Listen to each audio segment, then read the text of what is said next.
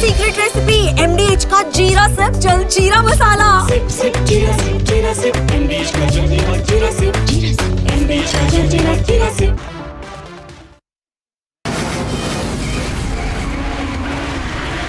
From the Republic Media Network headquarters, it's time for the debate.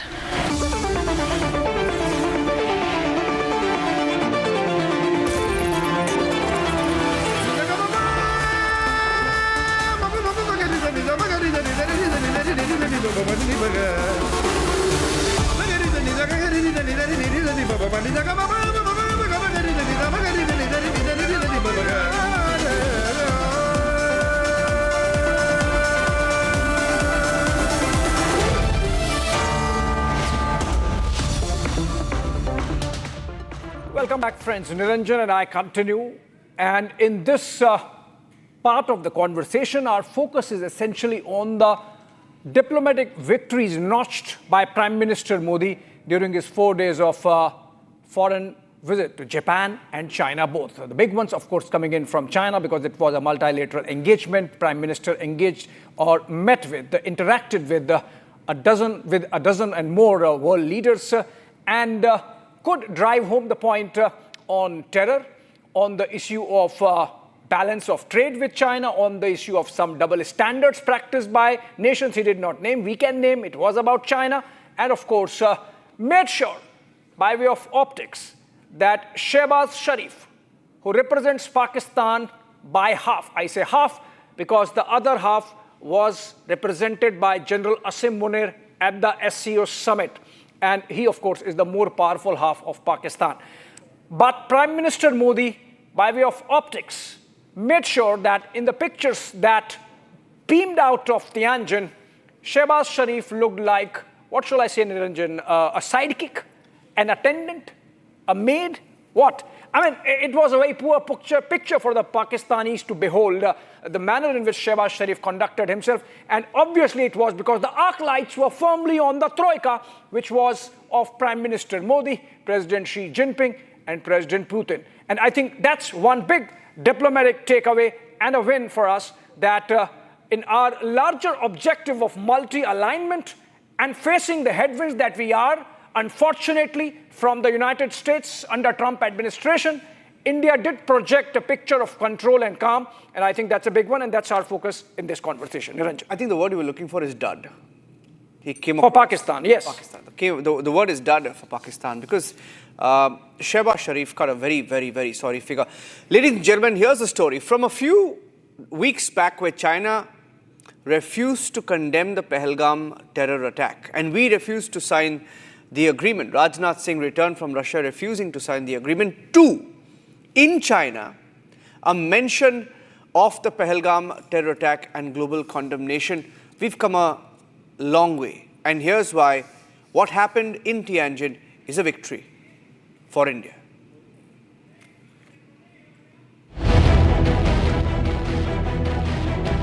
Prime Minister Modi's visit to China has changed the Eurasian dynamics.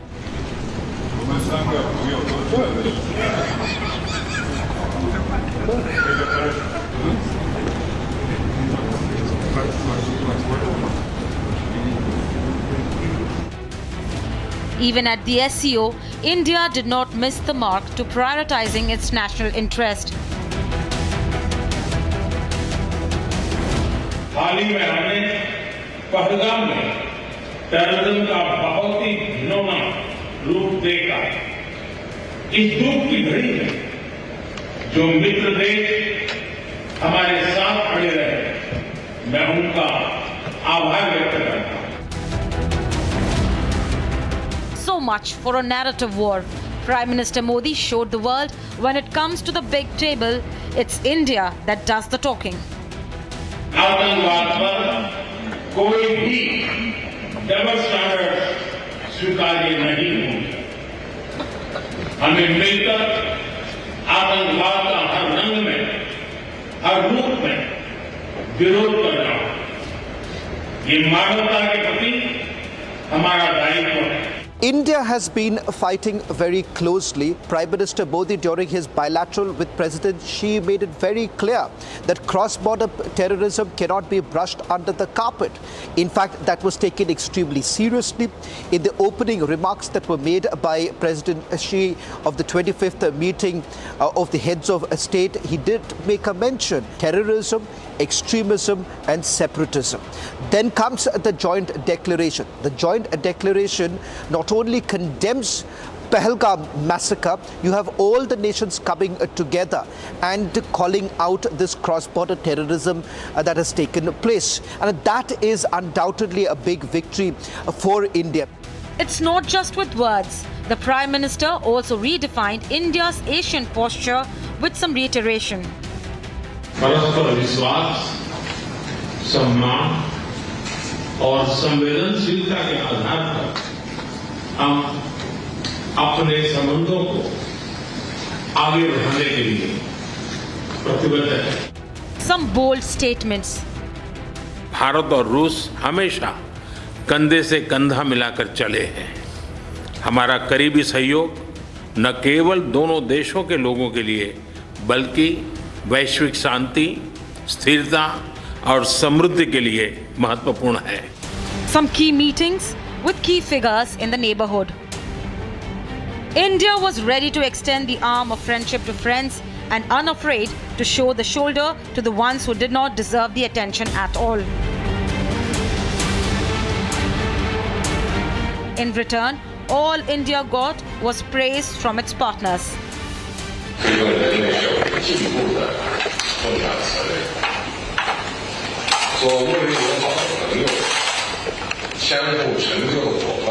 И сегодня хорошая возможность обсудить основные задачи дальнейшего развития многопланового двустороннего сотрудничества в различных областях. Despite all the strong-arm tactics of the West, Prime Minister Modi's meeting with President Putin sent a strong signal of world's energy exports, expressing satisfaction of the sustained growth of bilateral ties in the economic, financial and energy sectors. But that's not all.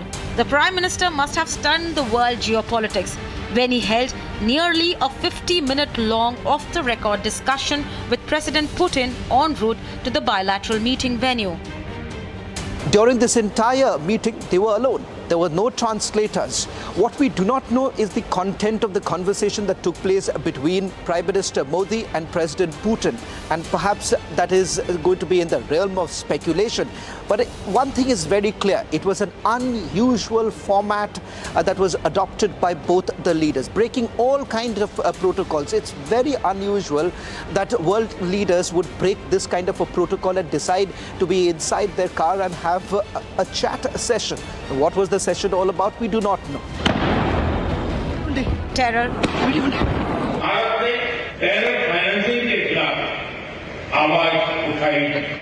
Dragon. Partners who enable each other's success and to have the dragon and the elephant dance together. Tariff. SEO, multilateralism और inclusive world order का मार्गदर्शक बन सकता है। Peace. Ukraine में चल रहे संघर्ष के विषय में हम लगातार चर्चा करते रहे हैं। हाल में किए गए शांति के सभी प्रयासों का हम स्वागत करते हैं। When India talks, the world listens. When India walks, the world watches.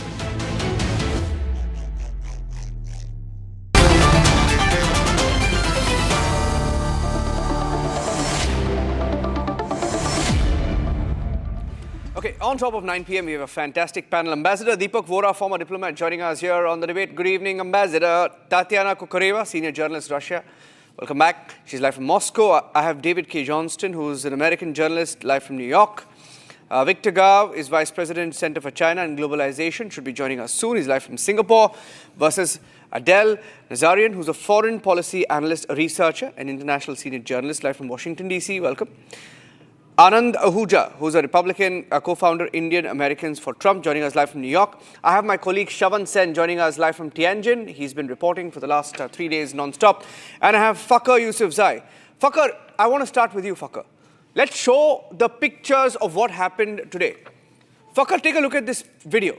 I'm going to play that video full frame of what happened at the SCO summit. Shehbaz Sharif was there.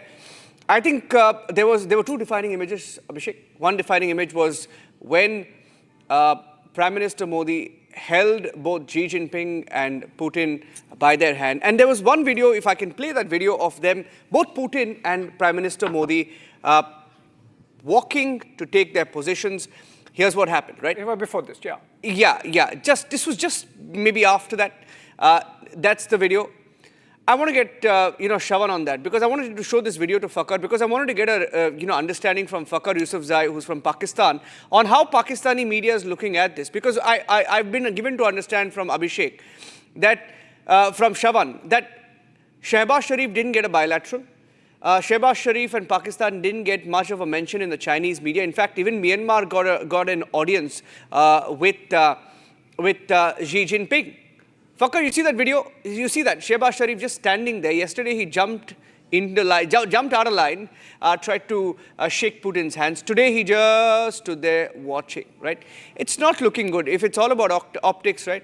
They say it's all about optics. Not good optics, Fakhar. Shravan, if you can tell me what you think went wrong for Pakistan there. You've been reporting not good optics for Shehbaz Sharif. It's been a dud of an SCO summit.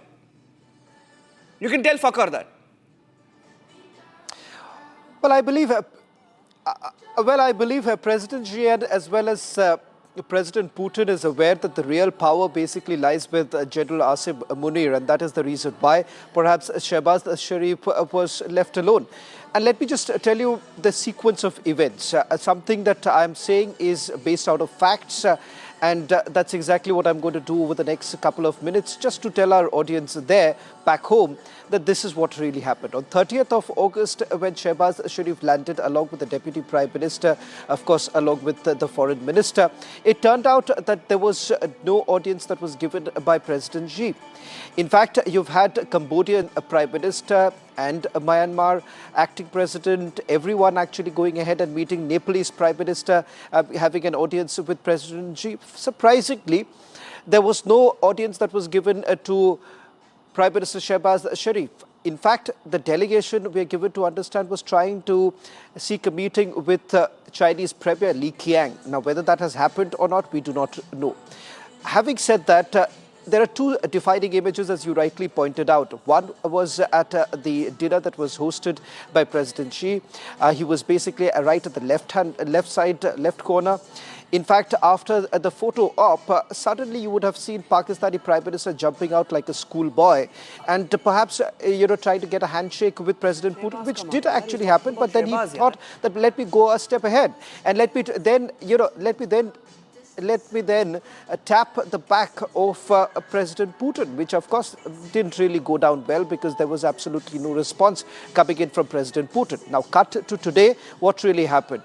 You had Prime Minister Modi being flanked by Chinese President Xi Jinping on the one side, the other was of Russian President Vladimir Putin. And let's not forget the big scoop that Republic TV got today was the 50-minute chat, the personal chat that Prime Minister had with President Putin inside the Oris. In fact, it is one of the most unusual events to have actually taken place, when you have both the leaders actually sitting in the car and having the talk while the delegation was waiting for them inside the hotel. And thereafter too, breaking all protocol, another 50 minutes inside the negotiating room. Now, juxtapose this with the so-called the Chinese and Pakistanis, where the Pakistanis have been, perhaps labeling the Chinese as their all-weather friend. So what really happened to the all-weather friend? Where was that meeting? That meeting was completely gone out of the window. That's the reality, ladies and gentlemen. I think so there's too much of focus back home that we give to Pakistan, because it seems in, world forums like these, Pakistan is not taken seriously at all. And as far as President Trump is concerned, perhaps it's driven by other forces, by other need. But when it comes to real work and real men at work, then it seems that Pakistani Prime Minister is essentially seen as a toddler lurching around at one corner. Before I get in Fakhar, I want to get Ambassador Vora. Ambassador Vora, have we got all the headlines we wanted? Pahalgam mentioned. We also sat on the table while staring back at Shehbaz, we got a mention of Pahalgam in the Tianjin Declaration. And our Prime Minister makes a mention of sovereignty, subtle mention, obviously was a reference to China, right? So we've got all the headlines we wanted. Ambassador Vora, if you've been a part of our broadcast today, how would you summarize India's victory? Okay, you want to say something, Shravan? Yes, you want to say something? I said in the presence of countries like Malaysia, Maldives, and several other countries that Pakistan has always thought is their friend. Reality is this, that we have been extremely successful in influencing each of these countries to realize that they perhaps would make the gravest mistake of standing with Pakistan. Ambassador Vora. All right. Well, thank you very much. Always a pleasure and a delight to be with you and all these wonderful people on your panel. I'm quite inadequate when I look at them. And your correspondent in Tianjin, he's brilliant. Now, may I say something, sir? On a scale of 1 to 10, I would rate India's performance as 15. 1 to 10, 10 being the maximum, I'd rate it at 15. Let me tell you why, and I've done 8 such summits in the course of my diplomatic career. I've been 52 years in diplomacy and I'm 74 years young, still very good looking. Nevertheless, let me just tell you what it was. In these 8 summits that I did, there was SCO, there was BRICS, there was one G7 and 1 or 2 NAMs. Now, the final document is prepared well in advance. It's not that the leaders sit down there across the table and say, okay, this. Then it's circulated to all the participants, those who are invited, those who are coming. And they're told, look, would you like to give your comments? Do you think this is all right, etc.? And then we all give our comments.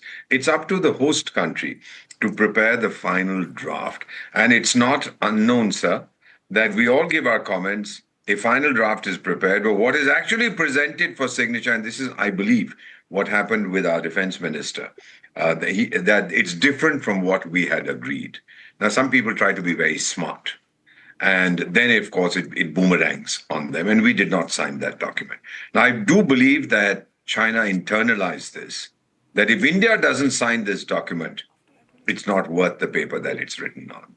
So you heard that the document was prepared. As far as your neighbor is concerned, and hear me out on this, sir, they would also have got a copy of the draft in which Pahalgam was mentioned. This was mentioned, that was mentioned. They had 2 options. Either don't come, or if you come, don't sign. They don't have the guts not to sign. They would have been isolated totally. And therefore, they came, they stood like sheepish schoolboys, waiting to see what's going to happen. One of the things which was very interesting, you talked about it a little while ago, the 50-minute conversation between Vladimir Putin and Narendra Modi. Oh, by the way, the name Narendra for our foreign guests, it means someone who's always successful, a leader of the people. And Vladimir also means someone who is always successful, who leads the world. It's I don't know if it's coincidence, but the 2 great leaders of the world, Vladimir and Narendra, were together. Now, this 50-minute conversation, ma'am, I've seen this in the course of my career. When the Prime Minister of India receives people and he wants a private conversation and ambassadors like me are booted out, he'll take them to the garden where there's no bugging. You can be certain that no one is listening. And this was in President Putin's car. Of course, the fellows in Moscow were listening in, but that's what happened. When we take them in India in our car, the Prime Minister's car, again they talk, well, we're listening in. We all know that, man. There's nothing, I'm not sharing a state secret. We are listening into what happened, but then we are the only ones. No one else can listen into that conversation. So these talks, these dialogues don't take place in a room, which are very easy to bug. They take place outside. So therefore, sir, my assessment, if since you've asked, I'll give it to you straight. Pakistan has been embarrassed beyond redemption. They should not have come. Maybe saved some face. Yeah. But they came, they were slighted. In fact, it was a diplomatic slap. And the star of the show, sir, please forgive me for boasting a little bit, the star of the show in Tianjin, which means gateway to heaven, the word Tianjin. It's the star was a man called Narendra Bhai Damodar Das Modi. All right. Just checking with Fakhar, if Mr. Shehbaz Sharif signed the Tianjin Declaration, can you confirm whether it's been reported in Pakistan if he was a signatory to the Tianjin Declaration? Mr. Fakhar Yousafzai. Your audio is muted, Mr. U.S.S.R. It's muted. It's muted, yeah. Fakar, can you unmute yourself, please?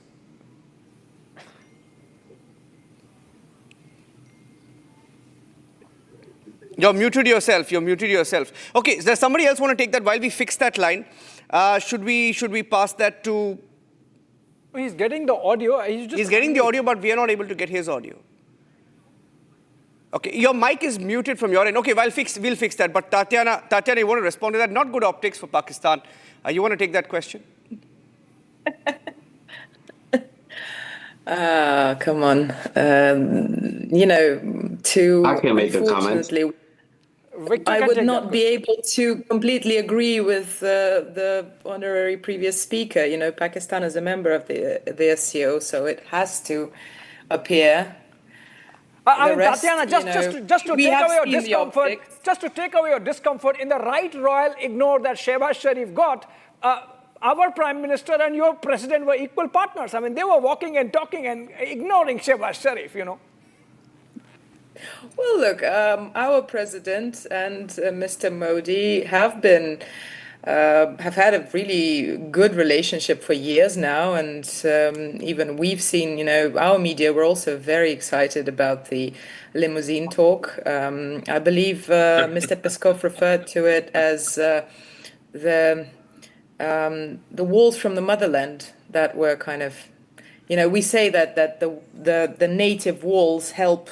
When a team plays at home, for instance, the walls help because you play at home. So the walls helped, but also that the conversation was just so comfortable that they didn't want to change locations. But of course, we can read into it whatever we want. And here I completely agree with my predecessor.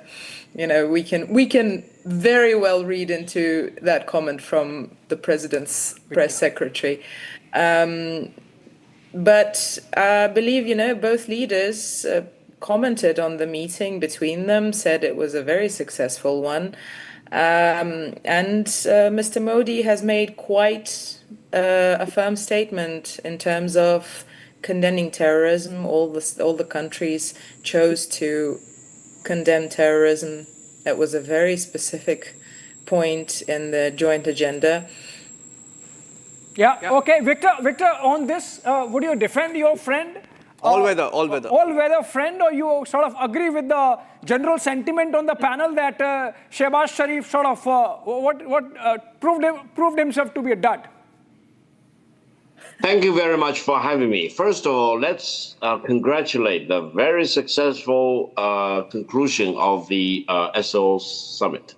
And this is a victory for all the members of the SCO, including India and including Russia, China, and all the others, and allow me to emphasize, also including Pakistan. I think the fact that SCO summit has produced a declaration means that all the members have signed on to this declaration, with no exception. India has signed on to that, and Pakistan has signed on to that, because if any member decides not to sign out, then there will be no joint declaration. So I think let's congratulate all the participating members for their collective wisdom and courage in signing up onto this joint declaration, which is a major international document in the world of today, reflecting the collective will of all the participating members, including India and Pakistan, to do the right thing in the coming years. Now, you talked about anti-terrorism. Please keep in mind, SCO was started with a focus on anti-terrorism. And over the past quarter of a century, anti-terrorism has always remained as a dominant theme for SCO and for all member states in SCO. I would recommend, going forward, whenever there is a terrorist attack involving any member state, we need to go to the SCO framework to get to the bottom of the situation, to compare notes between governments, for example, to make sure that terrorism of any color, shape, and form happening anywhere among our member states will be condemned by the SCO as an organization, and we will have a mechanism to deal with terrorism of any kind so that they do not play such dangerous things against, especially innocent people in our countries. And I would say if there is any terrorism in Kashmir, in India, in Pakistan, or in China, all members should condemn such terrorist attacks. Allow me to emphasize, China has lost quite a few of our nationals because of the terrorist attacks inside Pakistan, especially in Balochistan. Every time when there is a loss of life of Chinese nationals inside Pakistan, we mourn the losses and we call on the Pakistani government to get justice done. And I think it should be the same thing, same way going forward. Whenever there is terrorist attacks happening anywhere among our member states. So my hope, my dream is that SCO will be the most effective framework to deal with terrorism of any kinds, anywhere within our membership going forward. Interesting that you mentioned Balochistan. I know, Victor, I knew you would mention Balochistan. I knew you were itching to mention Balochistan, but I just want to remind our viewers a little bit about, give them a little bit of context. See, what is happening in Balochistan is, the people of Balochistan are Pakistani citizens and they are fighting the Pakistani state because they feel the Pakistani state has stolen their resources. But the difference is in a Pahalgam attack, the terrorists are trained in Pakistan. They are Pakistani citizens who come into India and carry out the attack. There's a difference between Balochistan and Pahalgam that perhaps gets lost sometimes, right? In a summit like this. But I'll take that question to Adele. Adele is giving us the American view. Of course, Trump is not happy with what's going on. Trump administration is not happy with what's going on. But a lot of Americans are actually happy with what's going on. They're saying at least Trump will fall in line now. Adele, what's your view on the big takeaways from the SCO summit? Niranjan, just can I just add okay, you can add on to that. There. You can add on to that and Adele will come in. Yes.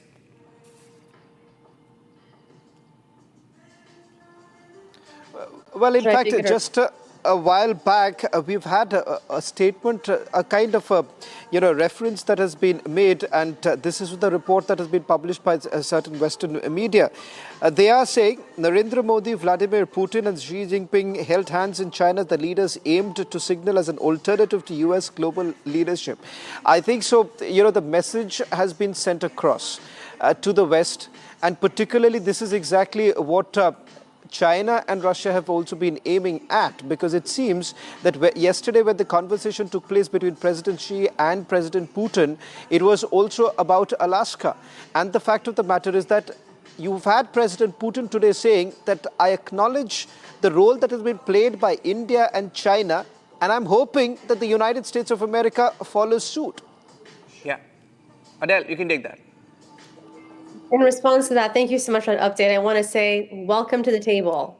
The United States has been fighting against radical Islamist terror and terrorism in all of its forms for decades. So I think it's lovely that now the SCO members are also joining, getting in line and also doing that. I don't think this is a competition against the U.S., although they think it is. I think what it's doing is when we have more countries, more organizations coming together collectively, nations are organizations after all, they're businesses at the end of the day, but we have the U.S. and these now, allied partners, in some allied, some not officially in the SCO, who are fighting for the same cause, right? And that's to eradicate the globe of these toxic, cancerous elements that are destroying civilization. Terrorism in all its forms must be condemned. And so, I have to say, I'm glad to see more members that are really on, following suit and fighting terror. I think it's very refreshing. Yeah, I just want to make a small mention, Abhishek, and I'm handing it over to you. You can go to Fakhar. Fakhar, can you hear us? Can you hear us now? Just checking if you have. Oh, great. Can you say something? Can you unmute yourself? I'm unable to hear you, my friend. Okay, I'll get you back. I'm sorry. I apologize for this. I'll get you back. I apologize for this. I'm getting you back. There's some issue in getting your audio through. Okay, but the point I wanted to make to Adele, she made a very interesting point. She said, welcome to the table. We've been opposed to all forms of terror. That's great, Adele. That's fantastic.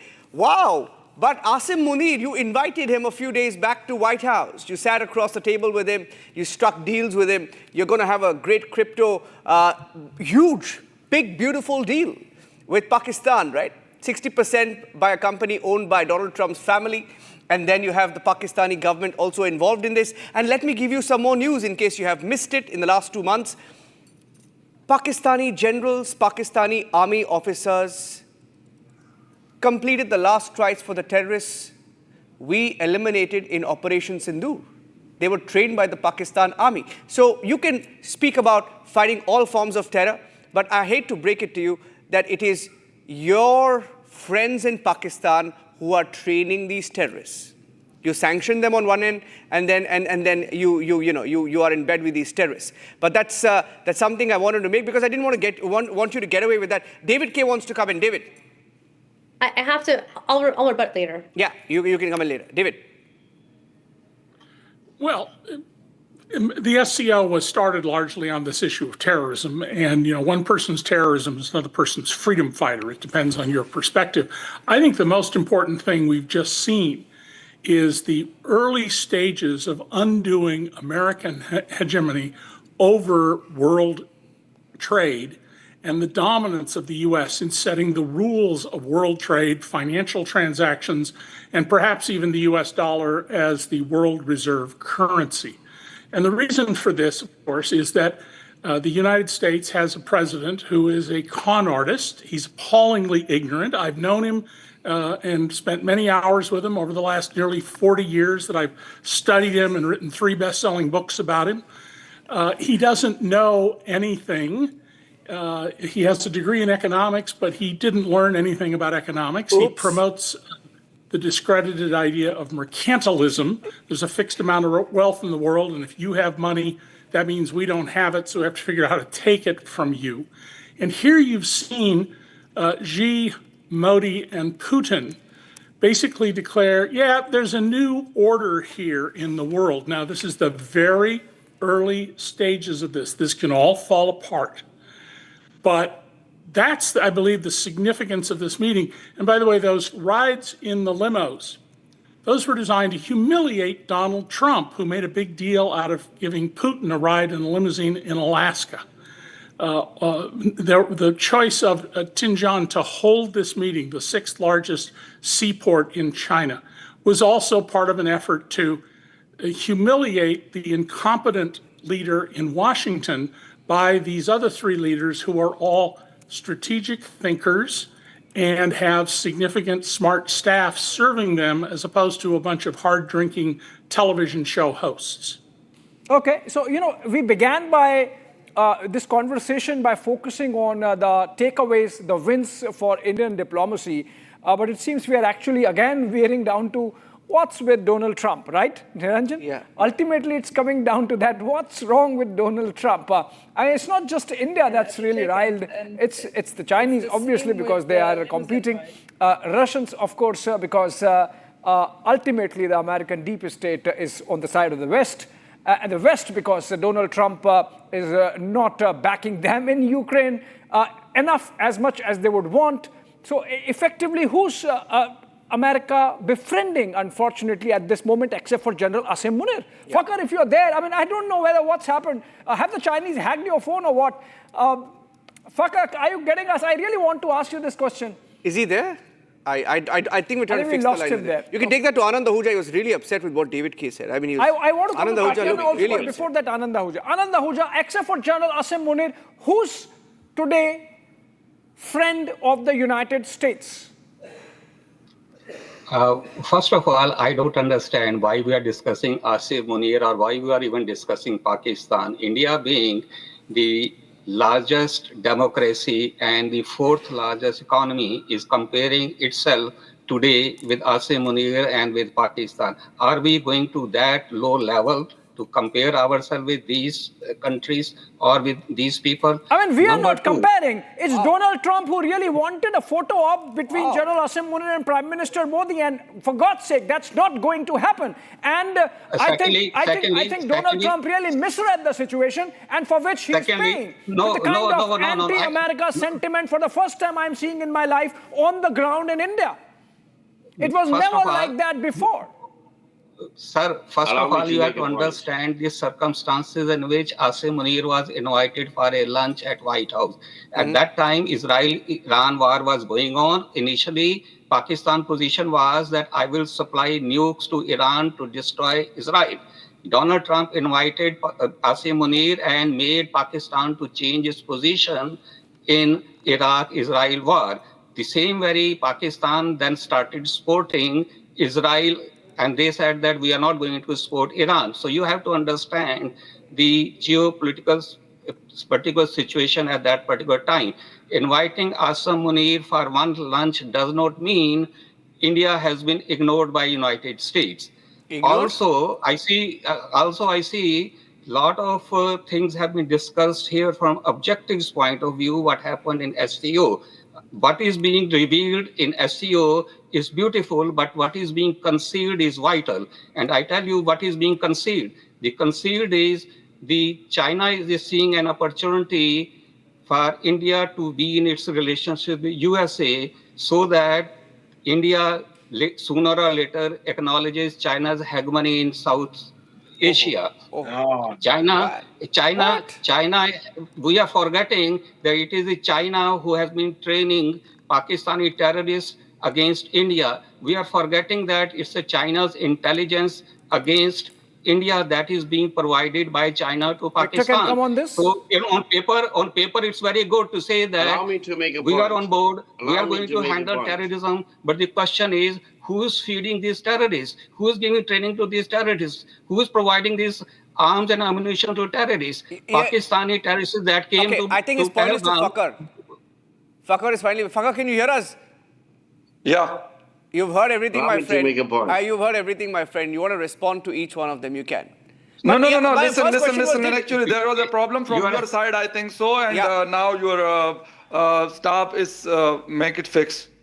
Sure. I was listening to you all. Can you confirm whether Shehbaz Sharif signed the Tianjin declaration which condemned the Pahalgam terror attack, of which Pakistani terrorists were sent to India to carry out the attack? Can you confirm whether Shehbaz Sharif signed that declaration? Fakhar. Yeah. Of course, that was a joint declaration about the Pahalgam attack as well as the Jafar Express attack in Balochistan, Pakistan. We have nothing to do with that. Last time when your defense minister was there, what was the problem there? That the Jafar Express incident was there in a joint statement, but the Pahalgam was not condemning that time, right?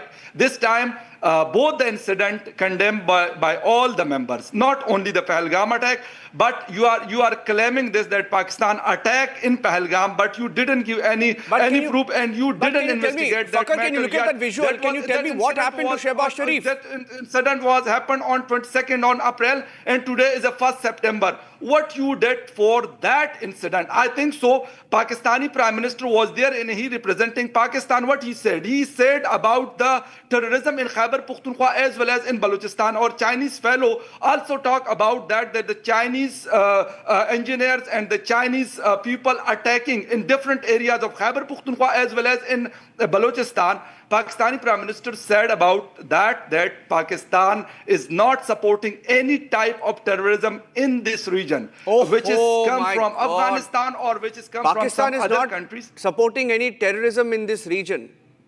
Yeah. Just a sec. Are you sure, Fakhar? Because just yesterday, your ambassador or charge d'affaires in Kabul, I'm not talking about Jammu and Kashmir, not Delhi. In Kabul was summoned. A demarche was issued by Taliban government of Afghanistan that please stop fomenting trouble in our territory. And it was a charge against your military, not even your Lashkar-e-Taiba. Balochistan and Khyber Pakhtunkhwa. My last 10 years journalism on those areas. Of course, they demarche or ambassador because Pakistan made the 2 drone attacks in Khost as well as in Nangarhar. For that, they demarched our ambassador in Kabul. And our Foreign Office confirmed that they demarched the Pakistani ambassador over there because Pakistan military security forces was following the TTP and other terrorists which is living on the Pak-Afghan border. And they are attacking the Pakistan military as well as the other people in those areas. Of course, Pakistan is following that. No, but I think you missed the point, Fakhar. The point was about Shehbaz Sharif getting that snub. You see that visual? How is the Pakistani media reporting this visual? Look at that visual of... Listen. Yeah.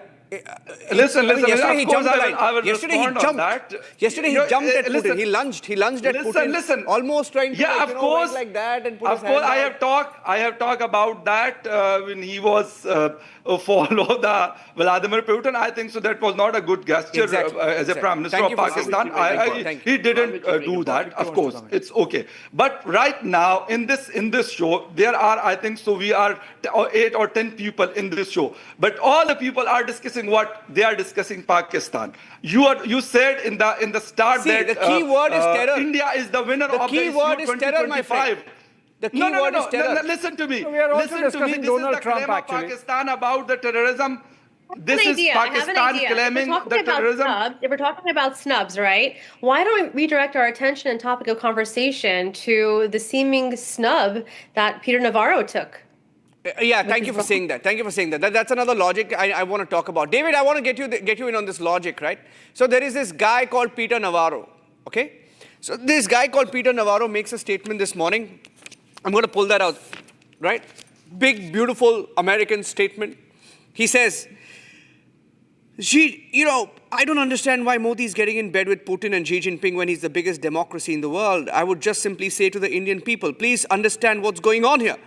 You've got Brahmins, Peter Navaro, who doesn't know his facts, right? He says, you've got Brahmins profiteering at the expense of the Indian people. We need to stop that. And then he uses this word laundromat, okay? David, Can I just add to it? Yeah, Adele, if Peter Navaro. Listen. Yeah. If Trump meets Putin, it's the beast. If Modi meets Putin, it's what? Dictatorship. Dictatorship. Right? No, the laundromat. I want to mention the laundromat. You mentioned the laundromat, right? So here's a circle, David. I want David to respond to this. Abhishek, laundromat. So his allegation is that we buy oil from Russia. We're funding the war machine, right? Adil wants to respond. This is okay. I'll just complete my question. Either of you can take that.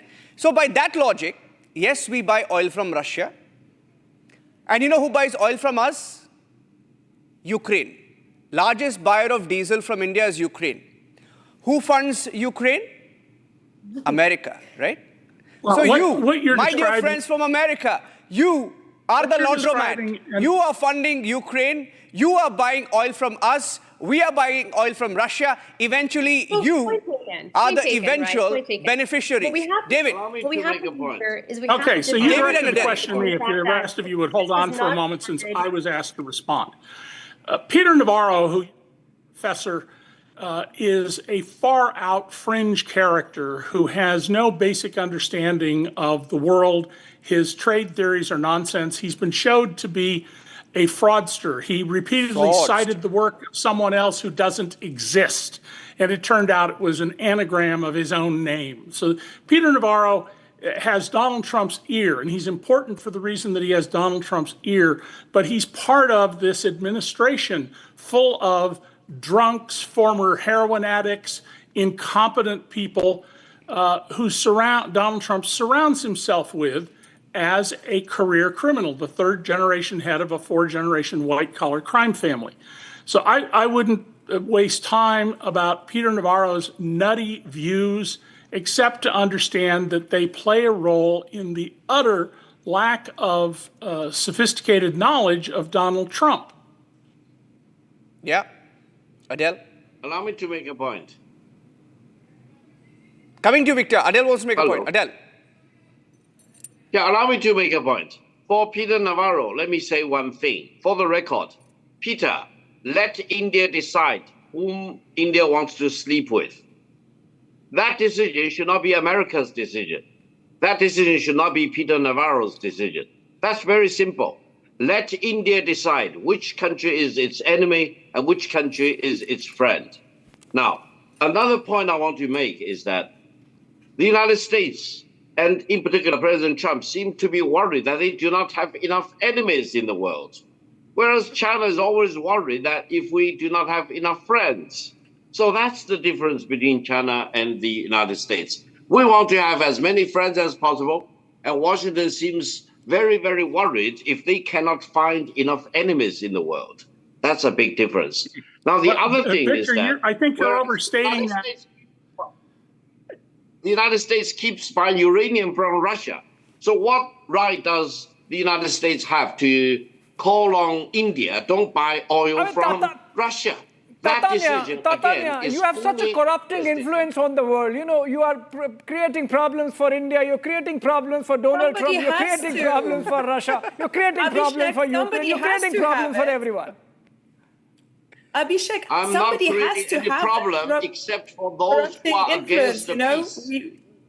We take what we can get. It can't just be the U.S. having the corrupting influence on the world. We are entitled to our share. I mean, that was in jest. Come on. That was in jest. But the point is, I think apart from India, and obviously, you know, I always say, Tatanya, that we are not in Russia-China camp. We are looking at our own policy of multi-alignment, which is essentially, and you can call it non-aligned movement 2.0. That we don't have a Russia-China camp. Yeah, exactly. But I think I was coming to the point that maybe there's an India camp, and this is the beauty of this situation. And Adele, big thank you for starting this mess with mentioning Navaro. Just a lot of love again coming from, thank you. You know. Right back at you. So here's the thing. I have to make something clear here for the audience, right? Because a lot of Indians, Hindus from India are in America. You know, I have to make this clear as to addressing Peter Navaro's comments. It leads to a much more nefarious underpinning, right? There are organizations in the U.S. like Equality Labs that are supported by George Soros and the Soros Network that are receive backing from Islamists, from Khalistani diaspora groups, and they've been running a vicious campaign against Indian Americans and in left-leaning states like New Jersey, California, and Washington State. The fact that Peter Navaro has picked up these lines referring to the Brahmins as such from these organizations tells us the power of fake news and propaganda, and that it can infect No. It's not an innocent comment. It's not fake news. I'll tell you what. It's not as innocent as you think it is. He has made a very, very carefully calculated statement trying to use the caste divide, what the opposition likes to speak here. Ma'am, it's a very carefully crafted statement. I know, so here's what I have to do. He has been infiltrated by misinformation campaigns by these groups that I mentioned. What it does is it shows that private conversations at policymaker circles No. It's not as innocent. You know, this is deliberate. Yes, Anand Ahuja, are you going to defend Navaro? Look, I'm not defending him. I'm asking Anand. Anand Ahuja is defending him. He's a Republican. The irony of his comment is this, let me make a comment. Let me make a comment. First of all, you have played only half of Peter Navaro's statement. You have missed that part. Hold on, where he's saying Modi is a great leader. Modi is a great leader, and then he's saying, when he says mentioning profiting, what he meant to say is that elite class in India is making profit on this purchase of cheap oil. No, 1 minute. Because he's factually wrong, sir. Please don't come on Indian television in prime time and repeat that lie. Don't say it's not about a class. What do you mean? Is the Prime Minister of India Brahmin? Is the President of India Brahmin? It's not about the class. Are the biggest industrialists who are buying oil from Russia Brahmins? Because are the people running the biggest oil companies Brahmins? What are you talking about? Common man in India is not getting benefit of that. Sir, 1 minute. Oil. Just for your information, our Prime Minister is from a backward caste. He's not a Brahmin. So please, don't even try and defend Navaro on Indian television, sir. Please don't do that. Please don't. He's the most hated figure in India right now. He's the most hated figure in India right now. I would say he's more hated than Trump. Navaro is more hated than Trump in India right now. So please don't even remotely try and defend him, Mr. Ahuja. Common man in India is not getting benefit of cheap oil from Russia. It's only rich elite people. Then why? Okay, 1 minute. Then why is Europe? Why don't you tell Ukraine to stop buying diesel from India? No. Why don't you tell? Why don't you, sir? Why don't you tell Ukraine to stop buying diesel from India? They're the biggest purchasers of diesel from India. So why are you buying diesel from India? Peter Navaro said Modi is a great leader. Modi is a great leader. That part is you are missing. But you cannot say Brahmin, sir. That's a very, very carefully. I want to bring in Ambassador Vora because I think you're missing. A lot of people in India are furious. In fact, someone sent me a message at 5 a.m. this morning with that comment. And Ambassador Vora was live with us at 6 in the morning. First question that was asked to him, what do you think of this Navaro guy? Because, he's gone crazy. He hasn't. Ambassador Vora. I want to go to Ambassador Vora. Listen to a diplomat's perspective, sir. Nobody speaks that language. Certainly, Sir, he's not speaking as Peter Navarro, a private citizen. He's the trade advisor. For God's sake, there has to be some seriousness. Ambassador Vora. Sir, you're absolutely right. We can't dismiss this as Mr. Bizarro, sorry, not Bizarro, whatever his name is, the rantings of a demented fellow. But let me just put it to you that talking about the Boston Brahmins in New England were the people who funded universities like Harvard, etc., the very rich elite. It played a great role in America. And when he says that the Brahmins in India, and he's referring to the big companies in India, is referring to Adani, he's referring to the Ambani, they're not Brahmins. The fellow has no understanding of India whatsoever. May I suggest to him, sir, and I'd be delighted if our young lady from the United States conveys this to Mr. Bizarro. It is better to keep your mouth shut and be thought a fool than to open it and remove all doubt. So if I may add on to this, what I want to say is that even if we give Mr. Navarro the benefit of the doubt in the situation, which we don't, I still urge him heavily to engage with American Hindu diaspora members, like organizations like Hindu Action, that actually can help him get his facts straight. Of course, his comment was totally off, but what it shows is the deep infiltration by these left-wing groups like Equality Labs and the Soros-backed elements. Yes. That's one part of this film called Cascade, The Untold Story. This specifically is, this Cascade, The Untold Story is a chronicle of facts. It's a documentary of record with no speculative elements. It talks about how the California Civil Rights Department, the CRD, they are... David wants to come in. Adele, what are you saying, Adele? Come on. Come on. David. This idea that Peter Navarro is somehow... Don't be rough on her. She's such a fine young lady. Don't be harsh on her. David. The idea that Peter Navarro is listening to anybody like George Soros is just absurd on its face. That it's typical of the kind of disinformation that supporters of Trump rely on. Ignore facts, make things up, make indefensible claims. And that's what you're seeing with Peter Navarro, who's a nutcase. I mean, his own fellow faculty members were shocked that he ever got hired at the University of California, Irvine, as a professor. And as I said earlier, Peter Navarro is significant only because Donald Trump listens to his nutty ideas. The man is a fraud top to bottom. He doesn't listen to George Soros. He is simply badly informed. I'm gonna correct the record. I never said he was listening to George Soros. I said elements like Islamist, Khalistani-backed elements that have been influenced by Soros and left-wing like Equality Labs have influenced policy circles that have his ear. That's why I want to say. But I thought Trump is fighting Soros, right? Isn't it? Hindus are being targeted. Trump Hindus fighting Soros last I checked? And they're becoming... One second. What am I missing? Yeah. What am I missing? I thought Abhishek. I thought Abhishek, Trump was about to arrest Soros. That was the news last few days. So now... Well, it's all jumbled up, garbled up. You know, it's been some show of strength and power projection by the Chinese, Niranjan. Yeah. India has significant takeaways. President Putin is, of course, on a roll from Alaska to Tianjin. And he's meeting all the world leaders. There is nothing called Russian isolation. And Trump has a lot of credit to him for achieving that, and Tatania is very thankful to Trump, as much as we are not. Fucker is... what about Fucker? I mean, Fucker, are you going to vote out Shehbaz Sharif for the kind of... Yeah, why do you need Shehbaz Sharif? Asim Munir is there, yeah. is your de facto... And we have run out of time. Yeah, we've run out of time. But fun debate. I think India is the standout headline from the SEO. And I got news for you, Adele. Please tell Mr. Donald Trump and the American administration our purchases of oil from Russia is going to increase in September. That's something that we've just learned. So all the best. And Ukraine will continue to buy diesel from us. So it's a win-win both ways. Thank you very much. Good debate. Until tomorrow, Arnab Goswami is back tomorrow, ladies and gentlemen. So he will be live 8 to 10 p.m. on The Debate. Thanks for watching.